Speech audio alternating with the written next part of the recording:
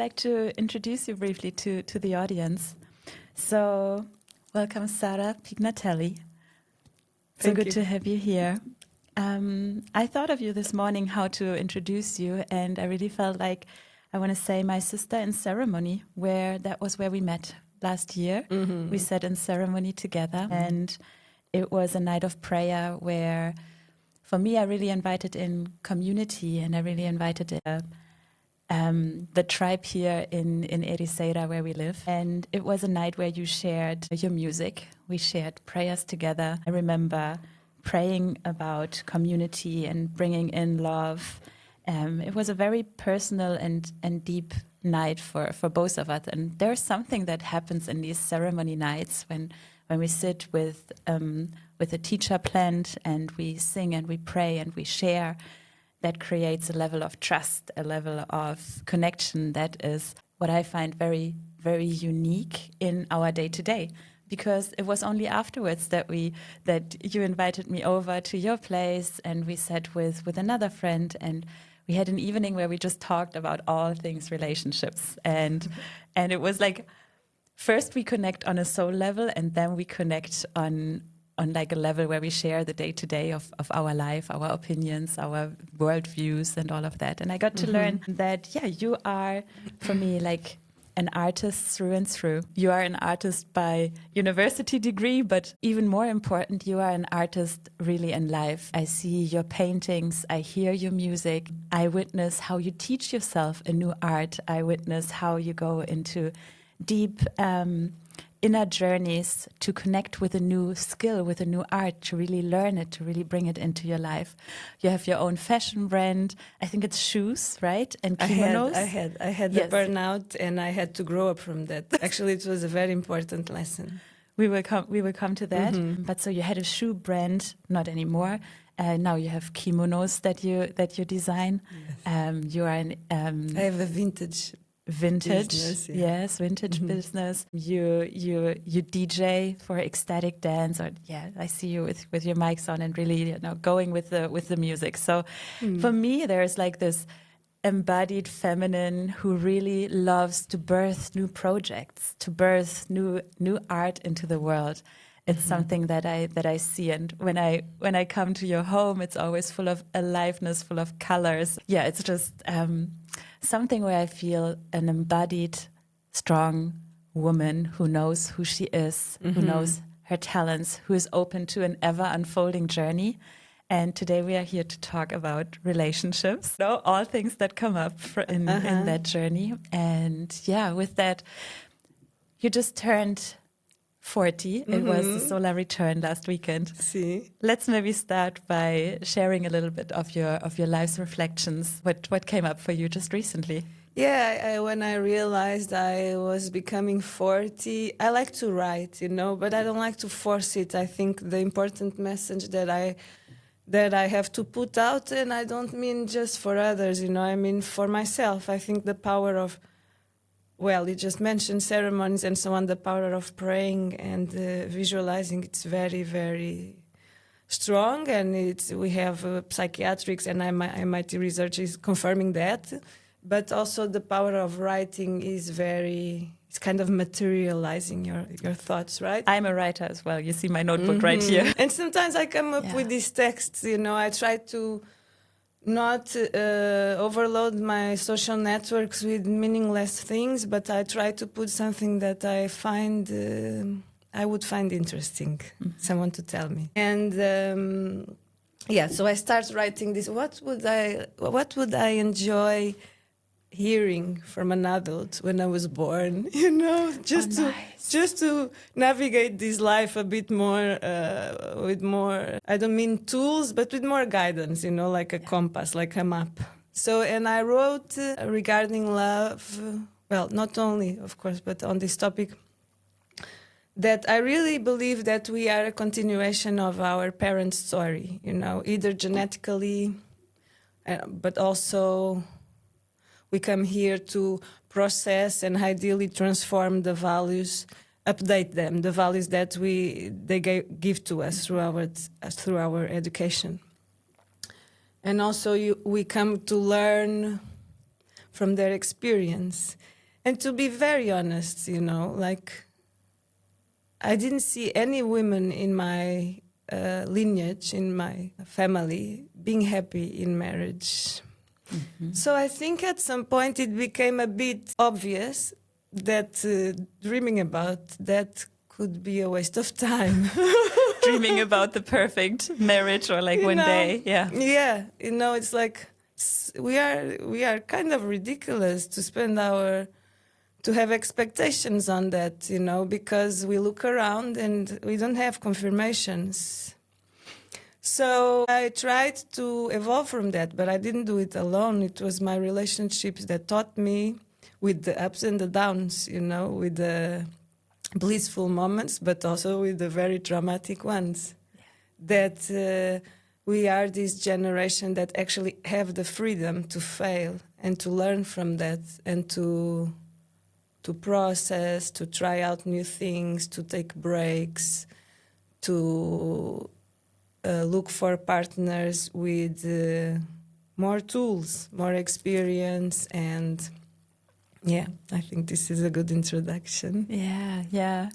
We are this generation, like the first one in our lineage, that doesn't have to look at survival in a way our grandparents had to, that doesn't have to fight for equality like our parents potentially had to.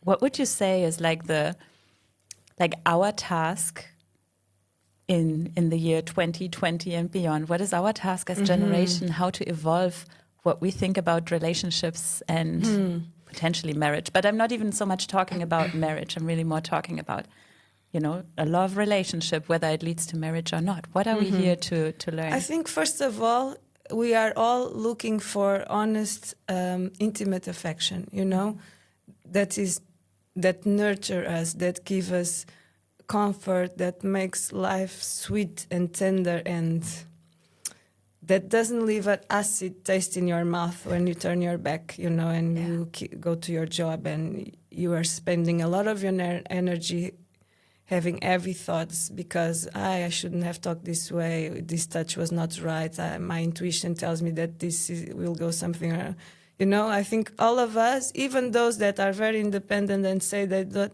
they don't want that, they want that. Everyone wants that, you know. It's like we are all looking for that. Wait, I lost myself. I had something else to say.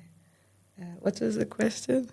What is our generation here for to learn? So we all want intimacy. The thing that I really think we are here to learn is that human species doesn't come here to procreate infinitely, you know, and in my honest opinion, most of the world's problems come precisely from that. Getting married and having kids is not and doesn't have to be the ultimate solution for happiness. Actually, it's quite the opposite. I assist some, let's say, circles. I assist many kind of self-development work. This last year was bombastic. It was a bit absurd.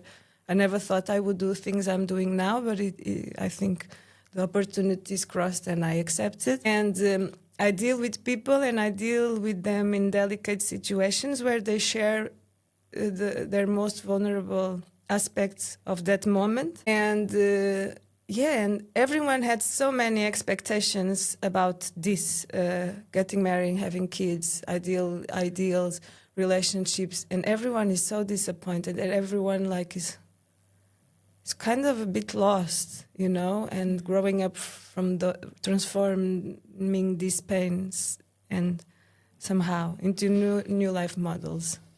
I feel that as well, and I had a similar experience this March when I think we were at the dinner together when you shared with me the ceremony that was happening, circle on ayahuasca, and I went there right after my last summit for integration. I wanted to integrate the online summit, and I went there and I was, you know, curious what would happen.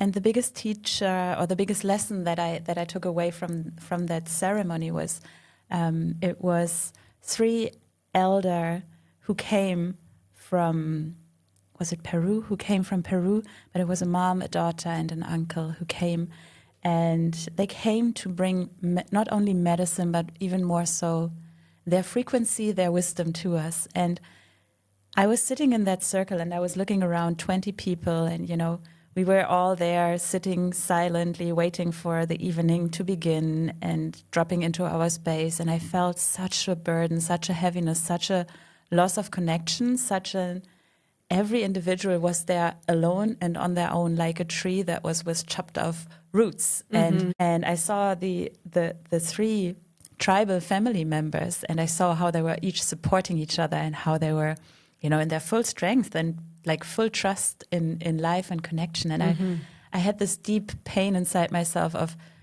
like living in this first world where somewhat everybody is disconnected, somewhere everybody is, so focused on themselves and on, finding out their mission, their purpose in life, what they really want to achieve, having still this ideal of a relationship, and then realizing, oh, it comes different, right? It's almost as if you need to, dig yourself out of all these layers to see, oh, wow, actually, I want connection, I want relationships, and I want this form of love relationship and this form of life and not what somebody projected onto me. And for that, I need to let go of some of the bullshit that I inherited from lineage, from society, from all of that. And I almost feel like it does take until almost like your mid-30s to even realize all of these. Like you need to go through, like maybe that would be a good sharing because you already pinpointed at some points. But what were your most transformative moments in life of like realizing, oh wow, like this is who I am and this is what I want in life? There was a burnout for many people. That is the burnout for sure. Defining moments in life. Yes, it's like. Well, let's start. I don't want to go a lot backwards. So in high school, I went to an artistic high school in Portugal. Its name is Escola António Arroio. This was a paradigm shift, because it was a school only of artists and where teachers would look at you and promote your uniqueness. Wow. I don't know if we are allowed to speak this year, but it was during this phase that I had the first contact with psychedelics. I'm not an example for everyone. It was a free jump without any knowledge. There was no internet, I was like, to be honest, looking back, I think I had a team of guardian angels. Yeah. Kind of sustaining me and guiding my steps because it could have gone very wrong. But it didn't, and I was never interested in life, I was a really bad student. I was never interested in adult conversations, until the moment I tried psychedelics, and I really understood, wow, there's magic in this world, and I became a genius student. I became the top 3 of that school. I entered in a public university and so on. So this was definitely a paradigm shift. Yes. Of my story, of course, the burnout, because then I studied, I did everything that was supposed to, like I finished university, I tried to fit in a normal job, then the normal job collapsed me. To be honest, I was really not made to work in at least companies that are not aligned with my purpose. And I was in a moment, I reached the point that I thought about killing myself because I came from an artistic background and path, and suddenly I was in the fashion industry producing pollution. Like contact, I produced millions of fashion products, It was pure trash, toxic, noisy, dirty, bosses not paying suppliers. And it was the worst of human species there. And I went to talk with the psychiatrist and told him, listen, if it's going to be like this, I prefer quitting. And so I turned the situation around. I built up my own fashion brand, shoes made of trash. It was a beautiful journey, a beautiful PhD also, because I was doing everything by myself. But then I collapsed, and in the end, I realized even with that fashion brand, I was trying to fit. Mm-hmm. I was trying to impress my family, to prove that I could do it, and so on. And what else? And from there, I start studying plants. I completely immersed in the study of nature. And you know, when you take even psychedelics, I don't. I stopped researching chemicals. I'm only into nature. Mm-hmm. And I will dedicate my life to this. Mm-hmm. But when you take either psychedelics or entheogenics, you're forced to study. You are there to learn, you know. Of course, if not to go to parties and to be recreative. If you take in a calm setting, really to listen the information this substance have to whisper and have to say about you, your environment, you can't escape. You're going to learn. These tools, they teach us, you know, they teach us how to navigate in this world, in our environment, in our own life experience. Mm-hmm. So this was for sure a conductor. And also other things like love, disappointment. I already lost a baby. And of course, all these, the traumatic events are really, I think those who doesn't suffer much, they also don't grow much, you know, because when you really go deep down the bottom, you really have to recognize what are your tools. How can I recover from this? And when you do recover, you are stronger, mm-hmm. you know? Mm-hmm. And you really know your tools. In the middle of the way, you discover new tools. You contact with a lot of interesting people. You realize humans, like, we are not just our appearance. Each one of us is facing big battles and conquering huge empires. And so... Yeah. I think... you know, going back to what are we as generation here to learn and maybe also shift and change in relationships. I think many of the things that you describe feed into that, because in a way I look back at my parents' generation and I would see that emotions didn't have a lot of space. I would see that, you know, this idea of like connecting or healing through trauma, really looking into trauma and making it a power.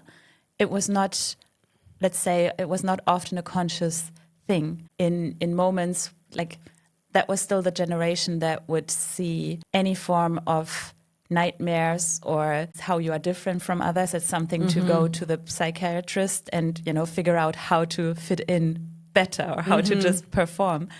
Whereas now we are this generation that has somewhat the luxury, but also the burden to be able to do inner work, to be able, and there's many things that you mentioned in the tool belt, and for some it can be the path of plant medicine, and really in that space, as you described it, sitting in a circle in a calm environment, there is no escaping of these lessons. You're going to learn. And at the same time, it can be in a very heartfelt, safe environment if you create that, and you can do healing for yourself, for your ancestry, for like many generations back, where I feel there's the power in our generation to really move our genes, so to say, to a new level.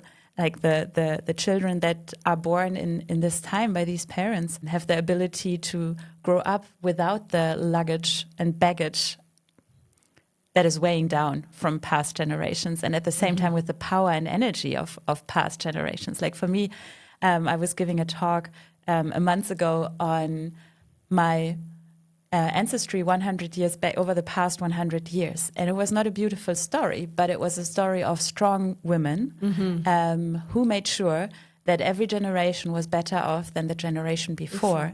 And it was just like what I was describing, or it's always, sometimes I see it as the chakra evolution, but it was like making sure you're safe, making sure the next generation is better off, better connected in society, and then moving up the Maslow pyramid of needs almost. And now we are at the stage where it's about self-actualization, or where it's about really harnessing your uniqueness. And when you shared, I had goosebumps when you shared your university setting, like a room full of artists and teachers that actually want you to see your uniqueness, what makes you different from all the others.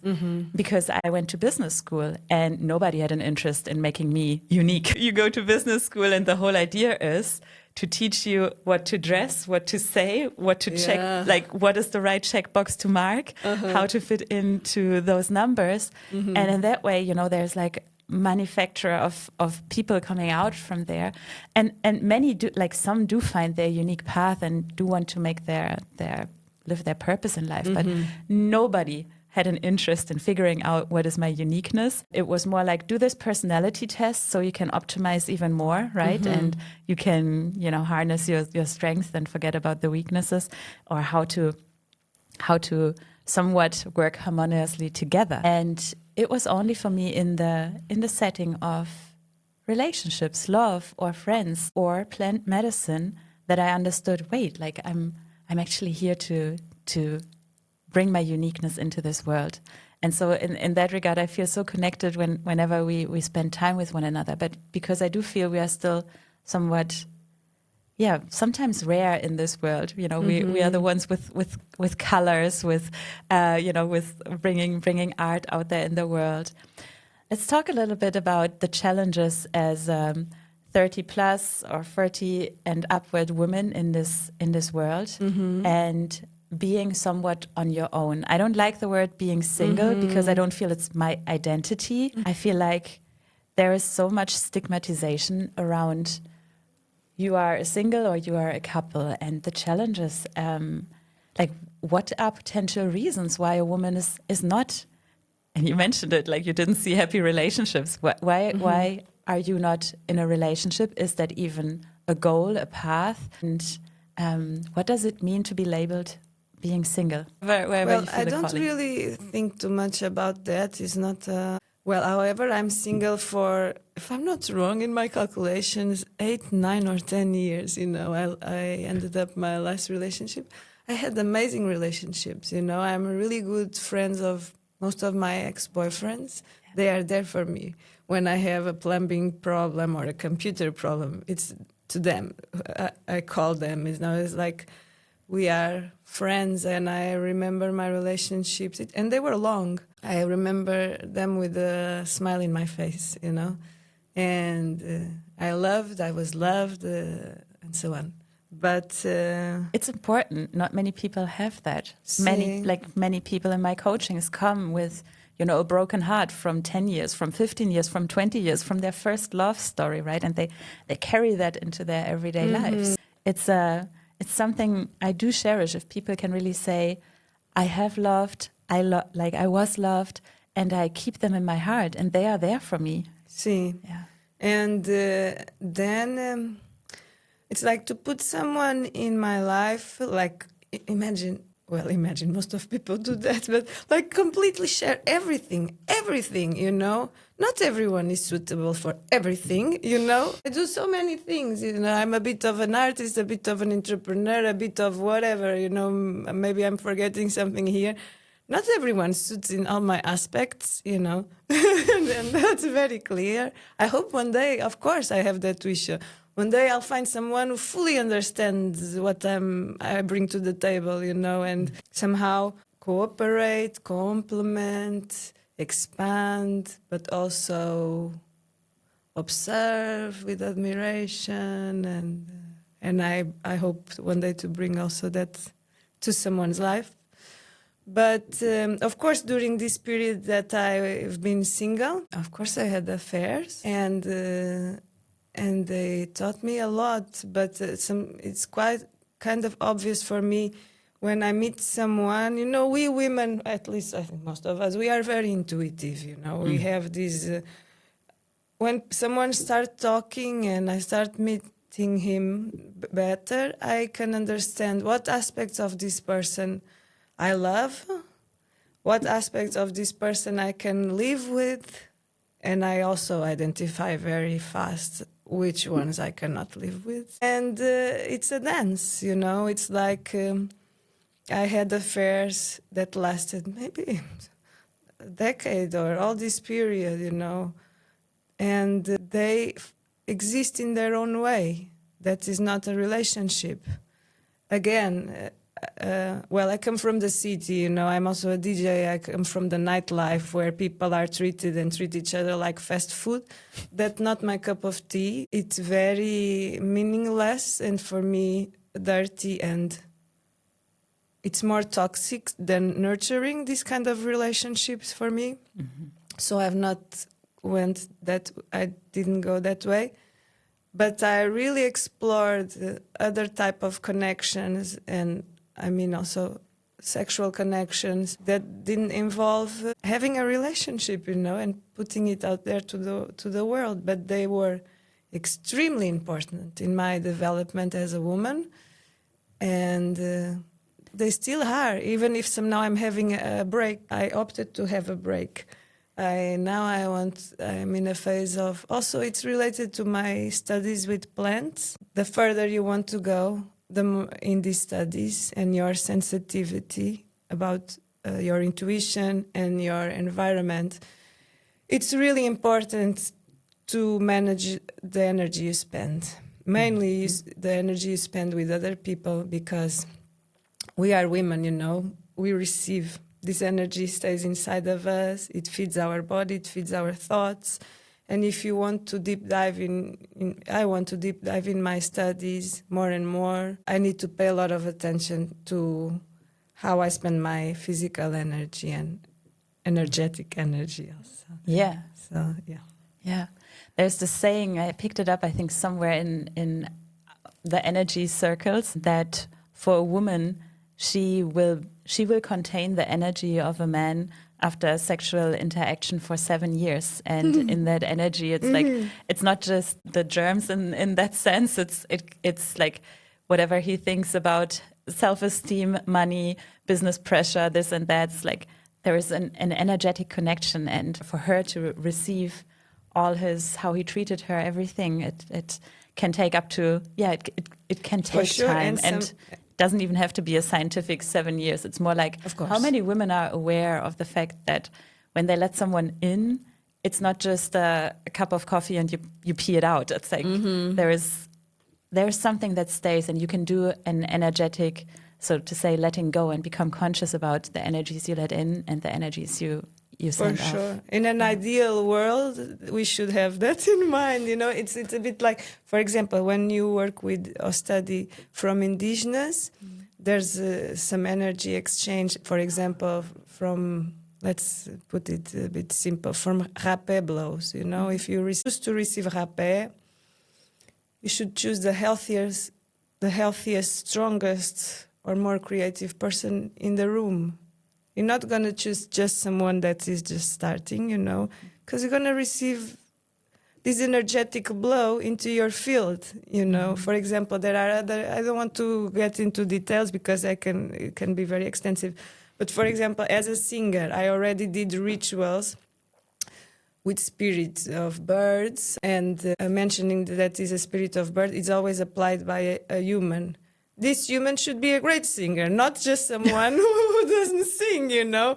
It makes all the difference, you know. So, yeah, and we should really be aware, because sometimes we are anxious, with nightmares, eating badly. We don't know where this comes from. Not just to talk that we have tough jobs that don't mean nothing to us and that are destroying the planet. But sometimes you don't know where your energy is coming from, and maybe it's coming from the person you are sleeping with. So coming back to, you know, also meeting a partner in your life that can even meet you on that energetic level. I understood, and I share that, and I hear it a lot that our generation, or, you know, maybe you and I, we are looking for a partner who somewhat complements, but also meets me on eye level. In certain moments can push me to go beyond my own limitations. I can push him to go beyond. It's like we want to support each other in that regards. And here's this I feel like, okay, we have gone through a journey in our is doing all this work.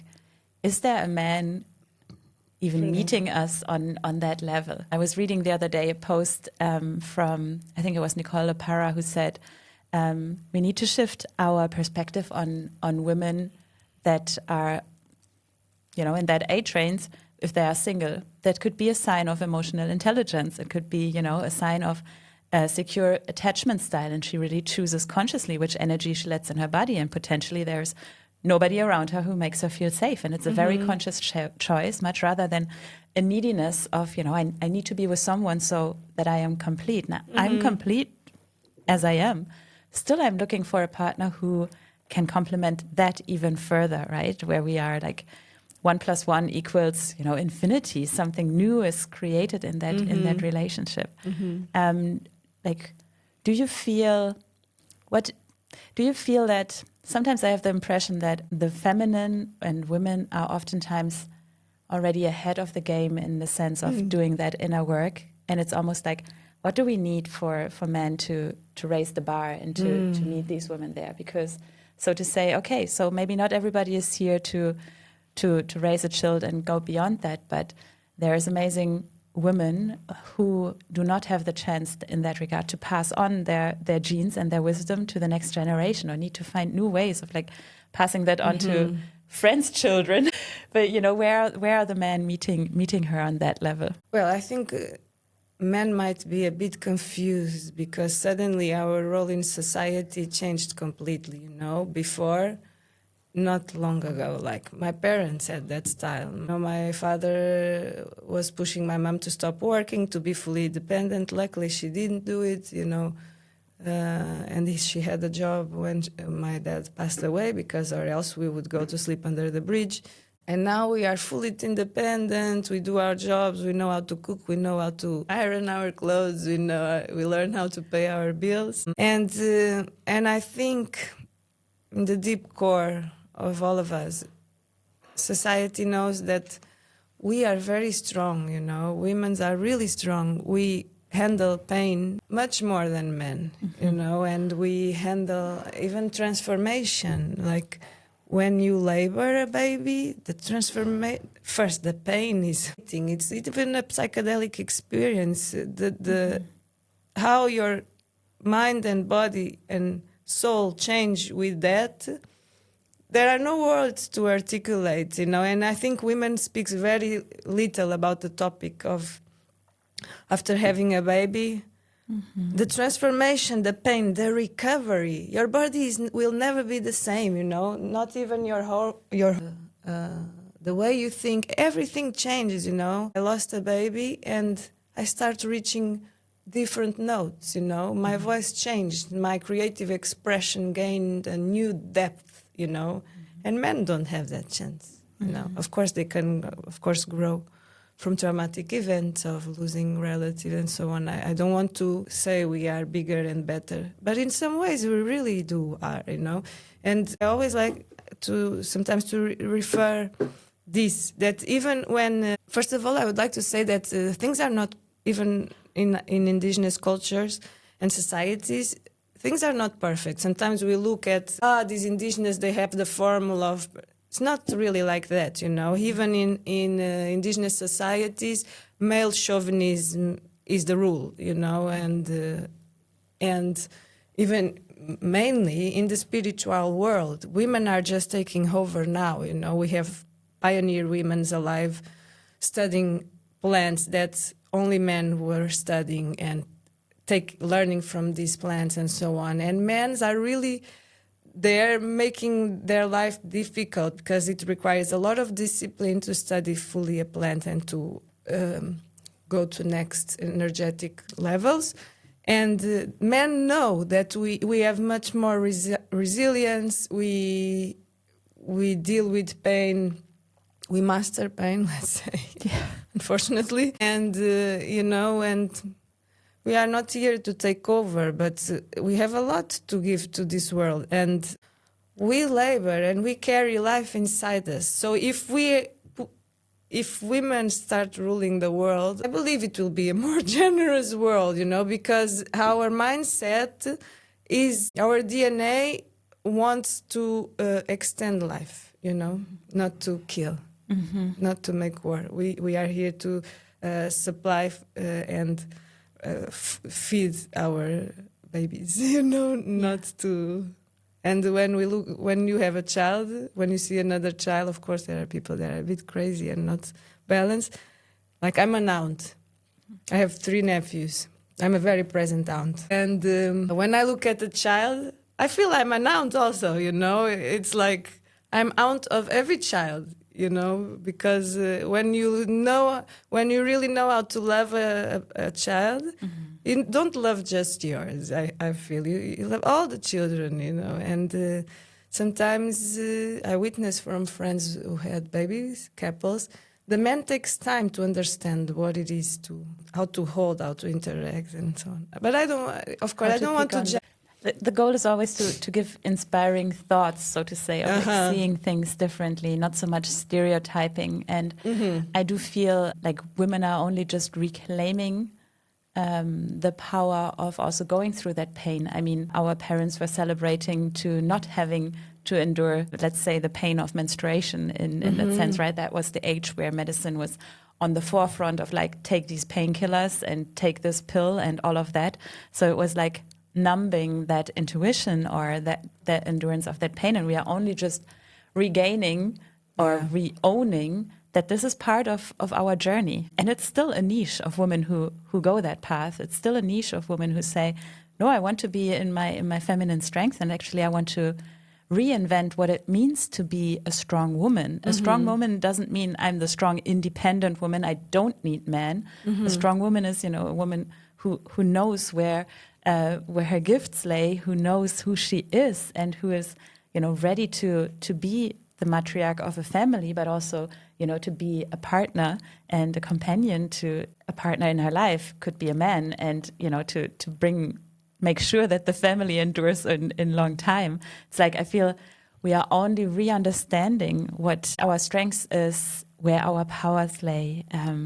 For me, the feminine is sometimes also more subtle in certain ways, but very clear. Like when you describe the dedication to medicine, I see it takes commitment, it takes integrity, it takes strength. It's like, it's not flowy in that sense. Not at all.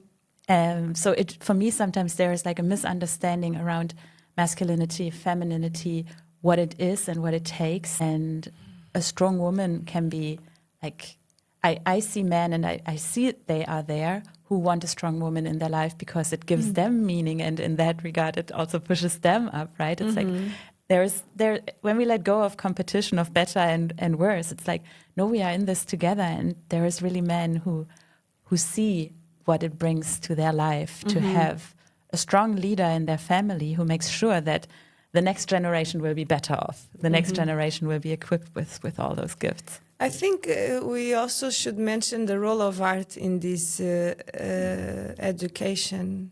Would love that. Because, you know, like I compose songs, you know,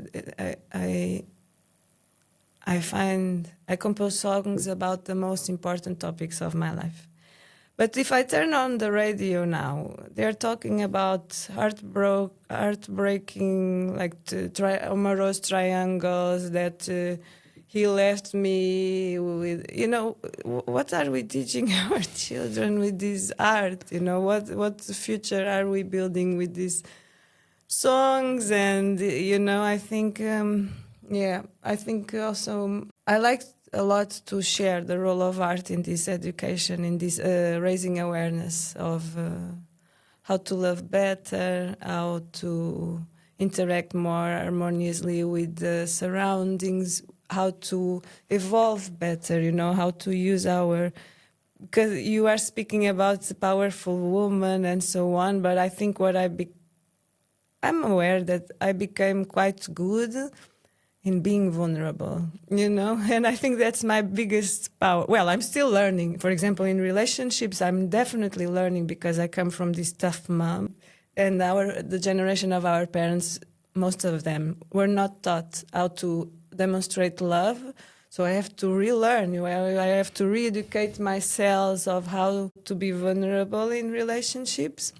But for sure, I learned how to be vulnerable through my art, you know, and to use my deepest and strongest challenges to look them into the eyes. And this means spending hours crying and really feeling those tears, you know, where does this come from? Why? Where is this taking me? What is this bringing me? Why am I crying this?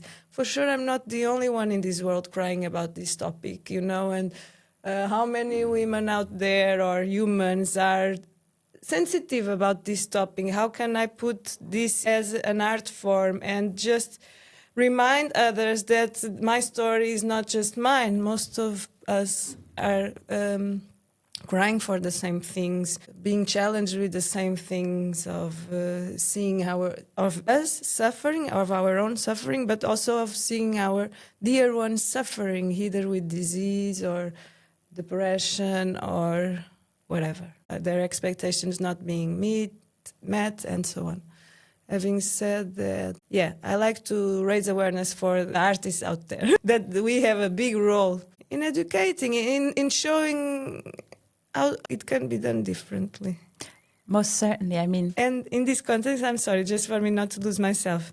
After a traumatic event, I always wanted to study Tantra, you know. I was always wishing, I wish one day I meet a man that is already experiencing Tantra and can teach me some new caressing techniques, because Tantra is not just sex. It's really about pleasure.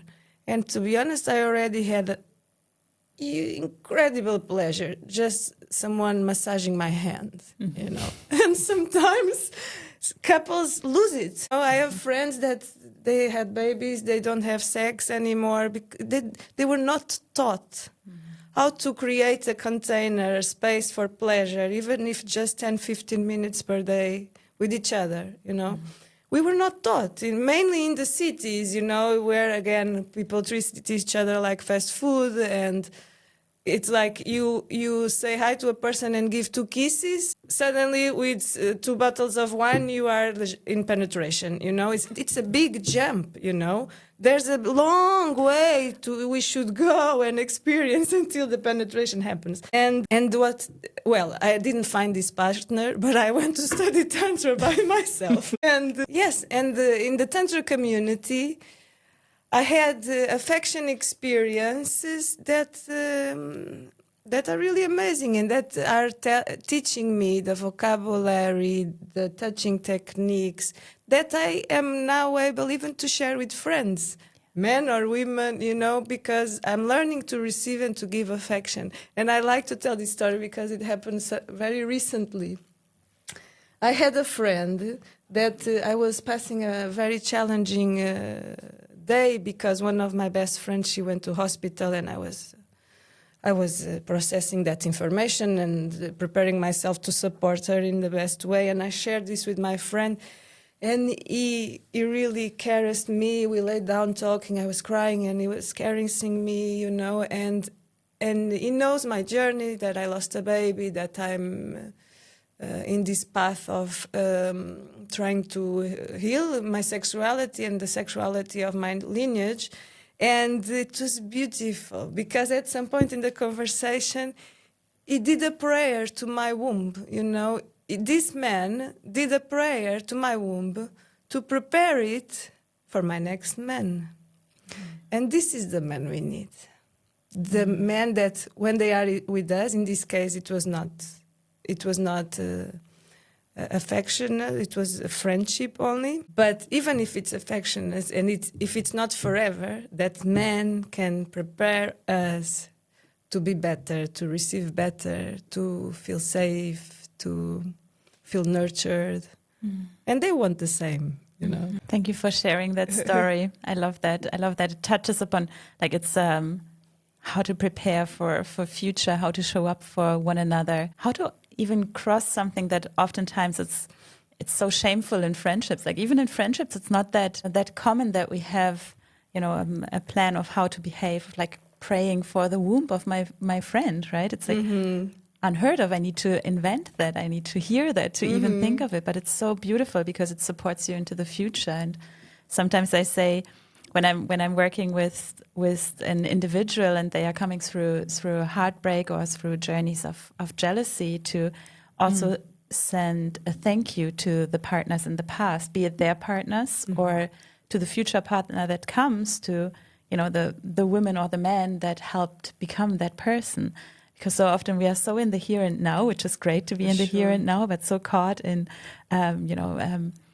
be it jealousy or be it, you know, surprise of what is coming, and we don't prepare for actually a future that we want to create. Like if I know what I want in my relationship and I actually talk to friends about it, get inspiration, start visualizing, I prepare my entire body for this. I prepare my entire body for a safe new sexual experience, for a partner who can hold me in my vulnerability. And we are coming somewhat to an end, but I'm really, I want to bring that up again. I'm really thankful that you brought up the art, because as humans, we are storytellers. As humans, if you go back in time and learn from that, which is where we started our conversation, when we learn from our lineage, it's that storytellers and musicians have always been there to pass on wisdom. And the stories, the music, the things that we share in our time, how will they support our future generations? What messages are they carrying? Are they carrying peace, harmony, how to go through difficult times, how to, you know, maybe build commitment, how to show up for each other? Do they carry that frequency? Or do they carry, you know, how to grind and how to, you know, just, you know, take the next pussy? It's like, it's very interesting that it's also a good topic to end up with this message, because there are studies, and I really recommend there's a very powerful psychiatrist. Her name, if I'm not wrong, is Sara Pignatelli. She's as I said, psychiatric MIT researcher. So she's not an hippie, you know. She studies the brain, and she's also deep diving now into the wisdom of shamanism, but she's not releasing yet because she's in the beginning of the studies, but she's going that way. Sara Pignatelli, she has amazing talks and interviews in the YouTube and books as well. And she researched, a solid percentage of her research is about the power of manifestation and the power. And when we turn on the news or the radio, we are feeding the world and societies with negativity, and this is a cancer, you know. So, yeah, we really need to be aware of that our words and our phrases, they are a frequency. They weave information in the space. That's why prayers are so strong. That's why sometimes you feel goosebumps or something with a frequency or with a message or with a book. And we really need to be aware that the information we put out there through news, through art, through songs, is feeding this invisible web that is going to influence our thoughts, our health, our lives, our decisions. Our relationships, our family home. What are we listening and what information enters that space? I love that. Like, what is the relationship listening? What is, you know, the family as spirit listening? Are we talking nicely about our relationship? Are we encouraging?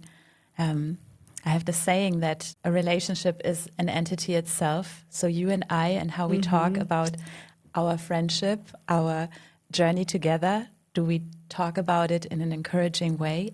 It nurtures the spirit of a relationship. What music are we listening to when we are together? Is it like destructive music, or is it, you know, like something that harmonizes us? So like, yeah, everything is frequency. Thank you for bringing that in. So to end this, I want to go back to when I invited you to our podcast. You had a little bit of a doubt, and I want to invite you and see how you are feeling by the end of this. I'm feeling very good, Marcela. Thank you so much for the opportunity. When you invited me, I said straight away yes, because I'm in a phase, I've done a lot of self-development work. I like to say I study nature spirits, and well, they say until 40s you're doing research, and from 40s onwards you have something to say. And here's the microphone. And to be honest, this little object is becoming a part of my life. Whenever I receive one, I think, okay, you again, my friend. I knew this was, when you invited me, it was meant to be, that I should accept it, even if I was doubting, who am I to speak about relationships? You know, I just did some tantra workshops, read a few books. It's not my topic. Yeah. My topic is other things. Maybe, I think my topic is art, but of course art related to the energetic field of the natural world, for sure. Yes. That I've been dedicating a decade of my life to. And I want to die. I want to do this until my last breath. And it's not love and light only. There's a lot of doubt, a lot of challenges, a lot of I think those that are very sure of who they are and their values, they stop growing, you know. And for sure, my spiritual path brings me as much certainties as there much questions and doubts and challenges. So yes, that was my doubt. Why should I accept speaking about relationships? I'm feeling very good. Thank you so much for allowing me to share a bit of myself. Yes. Yeah. So honored to have you here. Thank you for your wisdom, and I'm sure there is inspiration for everyone listening, because that is, you know, when we open up to the idea that other people live a life and there is something in their life story that, you know, can really resonate with me, can inspire me, can help me think something else, something new, see something from a different angle, then I don't need to live 500 lifetimes. I actually, you know, in a split second can connect with your spirit, with your experience, and learn from that in a new moment. That's why I think plans... I don't want to motivate everyone doing it. It's for sure not for everyone. Huh? Plants and psychedelics that are becoming quite mainstream now. But this is what these tools give us. So new angles on the topics. If you're having a normal life, city, waking up every time at the same hour, going to the same job, dealing with the same people, just exposing yourself to the same activities, you don't receive new angles. And what these things do to your mind is like bringing new perspectives on the topics. You know, I really believe that soon we're going to have companies using these tools to come up with new solutions, and most probably be more sustainable solutions, because they really put you thinking about the environment and nature and so on. And they really promote, this substance really promotes some of the better aspects of being a human. Consciously relating with nature, with people around you, with yourself, with your ancestors. And even between countries, because I really believe that, for example, the governors of Ukraine and Russia would be put together with one of these substances, they would conclude peace in that meeting, you know, because, sometimes we just need a little tool to bring us new perspectives on our decisions and so. Thank you very much. Thank you, Marcela. My pleasure.